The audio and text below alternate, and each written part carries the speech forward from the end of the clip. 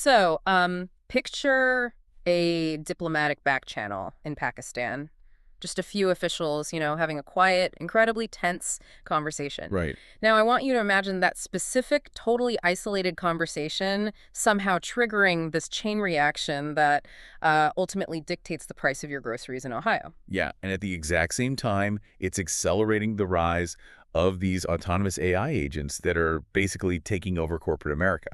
Exactly. I mean, it sounds like a geopolitical thriller, but it is actually what is happening in the real world today. It's Sunday, May 31st, 2026, and today's stack of sources comes entirely from the Daily Tech Reader. It's a really fascinating cross-section of reality today. We're looking at a world that is undergoing these massive and honestly often completely contradictory transitions. Yeah. And our mission today is to map out exactly how all these moving parts for you are colliding. I mean, we're going from fragile international peace talks and enterprise tech all the way to declassified UFO files and a historic NBA Finals matchup. Okay, let's unpack this, because our goal is to connect those dots for you, the listener. By the end of this deep dive, you're going to see how all these seemingly isolated events are, well, they're driven by the exact same global engine. Right. So let's start with the macro forces. Specifically, the geopolitical ripple effects radiating out of the Middle East right now. The situation with the U.S. and Iran over the Strait of Hormuz. It feels like a high-stakes group project where every single member is telling the teacher a totally different story. That is a very accurate way to put it. If you look at the raw sources, you immediately see a clash of narratives. On one hand, U.S. officials are confirming a tentative memorandum of understanding to reopen the Strait of Hormuz. Okay. And that framework supposedly kicks off this 60-day negotiation period regarding Tehran's nuclear program. But then, you look at the other players, because Yeah. President Trump has not actually formally signed off on this agreement yet. Right, he hasn't. Meanwhile, Iranian state media is aggressively disputing the claim that a deal is largely done. I mean, they are insisting the waterway remains under absolute sovereign Iranian control and that the U.S. has, zero role in managing it. Yeah, and then you have Secretary of State Marco Rubio stepping in, acknowledging that, quote, some progress is happening, even though military skirmishes in the region are quite literally still ongoing. Right. So who is actually keeping this together? Well, operating quietly in the background of all this noise is Pakistan's army chief. He has emerged as this crucial back-channel mediator. Oh, wow. Yeah, he's actively leveraging Islamabad's ties to both Washington and Tehran to keep the diplomatic path alive while all this public posturing is happening. It is severe diplomatic whiplash. And we see that same dynamic of competing realities happening domestically, too. I mean, look at the Department of Homeland Security defending its recent green card policy changes. Yeah, that's another intense one. You have critics claiming DHS is radically overhauling immigration enforcement, while DHS insists these aren't new departures at all. They claim they are simply restating long-standing legal standards to clarify how public charge rules apply. Exactly. It's just a total crossfire of perspectives. Huh. But how does the international standoff actually hit home? What does a waterway in the Middle East have to do with domestic life for you and me? Well, if we connect this to the bigger picture, it really comes down to the physical choke points of the global economy. I mean, the Strait of Hormuz is arguably the most sensitive shipping lane in the world. Right. When supply routes there are even slightly constrained, global oil markets basically panic. The sources show gas prices are approaching $5 a gallon in many regions right now. $5. Yikes. Yeah. Curiously, though, diesel is actually hovering near its lowest point since May 2003 by some metrics. But that overall unsettled global oil market creates a profound domino effect. So it is not just about, paying more to fill up your car. Oh, far from it. Those elevated fuel costs bleed directly into agricultural costs. I mean, modern farming requires massive amounts of diesel to run equipment. Right, the tractors and everything. Exactly. And natural gas is a primary feedstock for producing synthetic nitrogen fertilizers. So when energy prices are volatile, the cost to grow food just skyrockets. And farmers are already dealing with massive environmental pressure on top of that. The National Oceanic and Atmospheric Administration, NOAA, is forecasting that spring drought conditions are going to persist across major agricultural regions in the central and southern U.S. Yeah, that combination is just devastating. Farmers are getting squeezed from both sides. Yeah. Their operational costs are being driven up by international conflict, while a severe drought is simultaneously threatening to destroy their yield. And that economic anxiety, it doesn't just stay in the fields, right? It translates directly into political volatility. Tuesday's midterm primaries in Iowa are shaping up to be fiercely competitive. Highly competitive. Both parties are pouring staggering amounts of money into congressional races there. The balance of power in the fall could literally hinge on how these international fuel costs and environmental pressures are felt by voters in the heartland. It's true. Physical logistics are incredibly vulnerable right now. And when operating costs skyrocket like this, companies basically either adapt or they die. Yeah. We are watching that brutal reality play out in the aviation sector today. With the recent collapse of Spirit Airlines, the remaining ultra-low-cost carriers are scrambling. I mean, they have to be. Right. Rising fuel costs and tightened consumer budgets are forcing them to fundamentally rethink the entire budget aviation business model, which heavily relied on cheap fuel and high volume. But, that vulnerability in the physical world is exactly what is triggering the explosion we're seeing in the digital economy. The enterprise technology sector is experiencing an unprecedented boom right now. What kind of numbers are we seeing for the companies supplying this automation? The scale is honestly staggering.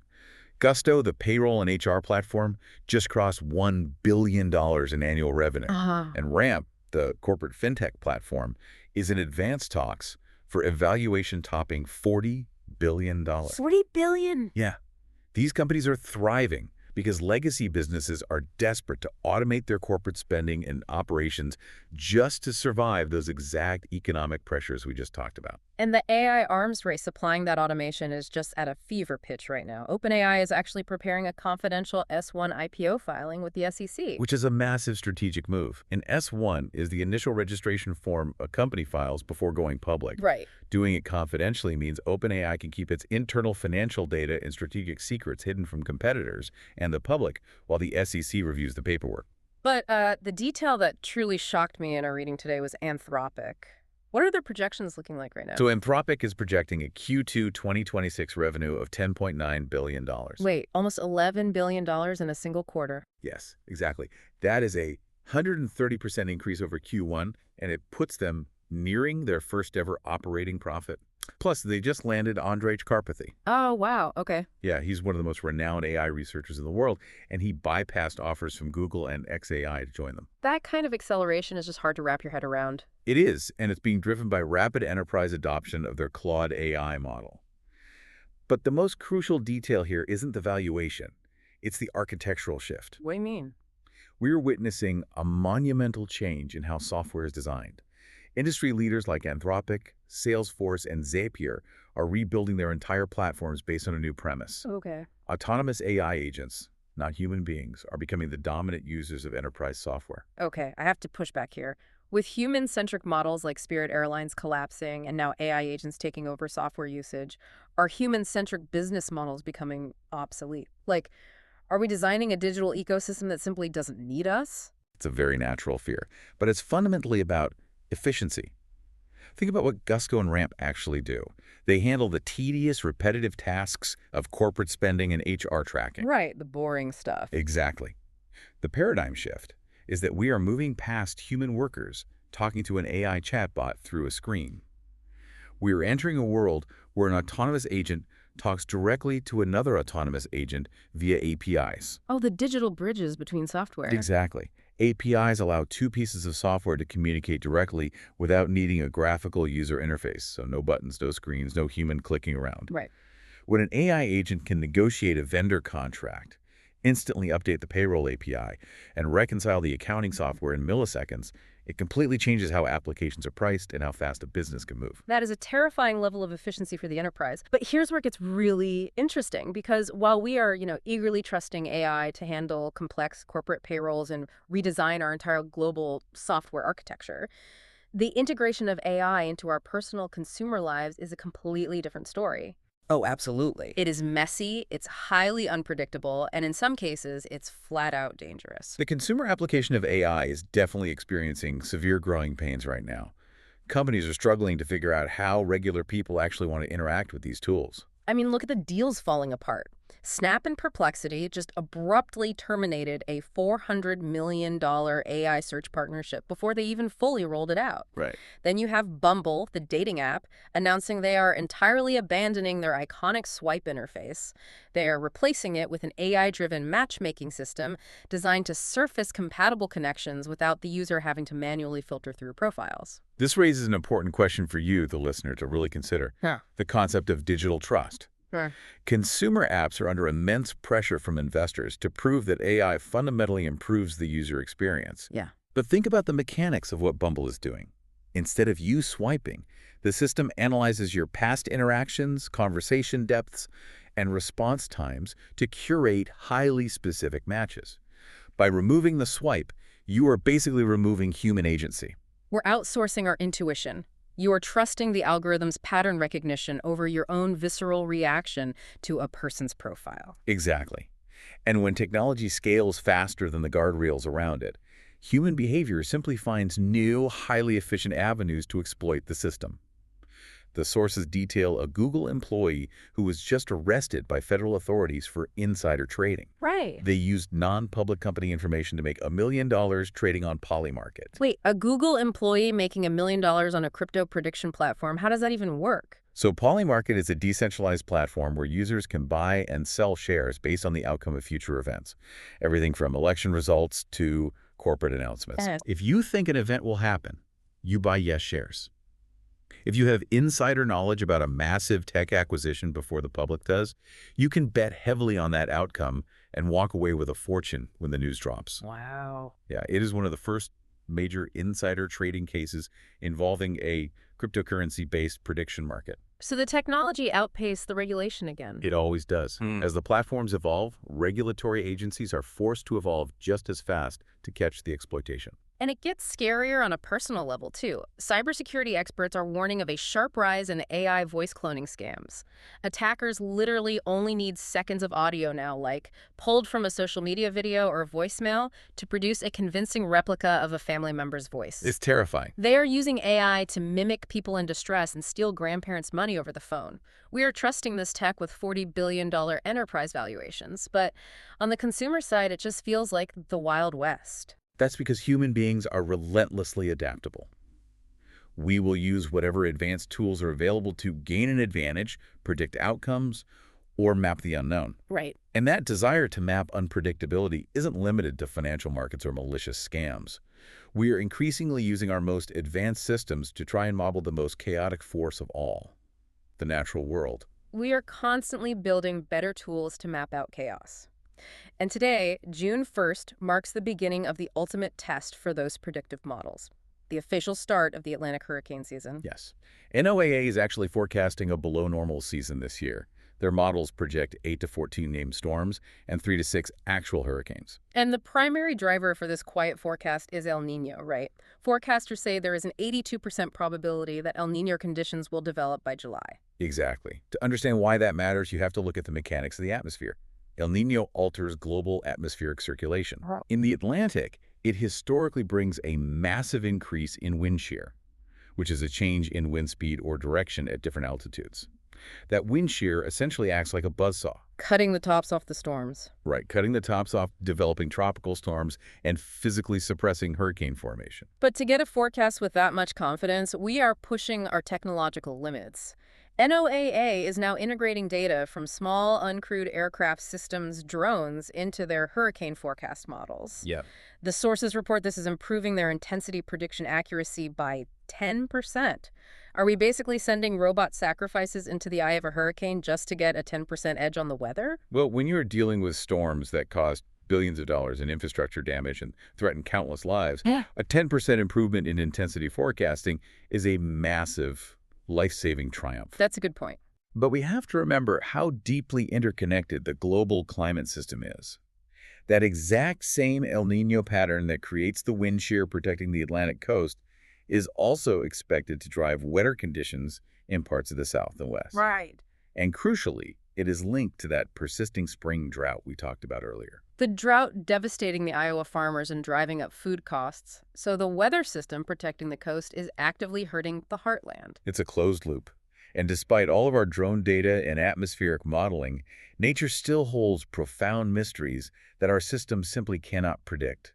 Look at the outliers in today's sources. Yeah, these were wild. Scientists in the Galapagos just discovered an entirely new species of Octopus microelodone galapagensis that possesses a highly unusual blue pigmentation at extreme oceanic depths. And marine researchers just photographed a single humpback whale traveling the longest distance ever recorded between two sightings. Which completely challenges existing models of migration patterns and marine biology.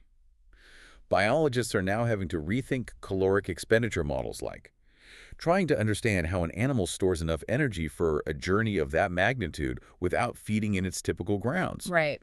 No matter how sophisticated our tracking technology gets, the natural world constantly reminds us how much we still don't know. And mapping the unknown doesn't stop at the ocean floor. While all of this is happening, the Pentagon casually dropped a new batch of declassified UFO or UAP files on a Sunday. I know, right? Documents spanning multiple decades and military branches detailing unexplained aerial phenomena interacting with our airspace. It highlights a core human trait. Whether we are tracking a humpback whale across an ocean, deploying uncrewed drones into the eye of a hurricane, or monitoring unexplained objects in the sky, we have a fundamental need to define our environment.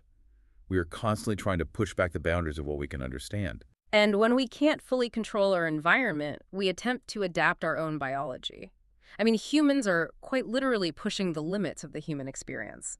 The sources note that independent scientists just reported a massive breakthrough toward creating artificial human eggs. Yeah, they're carefully tempering near-term expectations, noting that key signaling molecules are still missing to fully mature the cells. But the underlying mechanics are revolutionary. How so? They are taking adult skin cells, reprogramming them back into a pluripotent state, and coaxing them to become primordial germ cells, which are the precursors to eggs.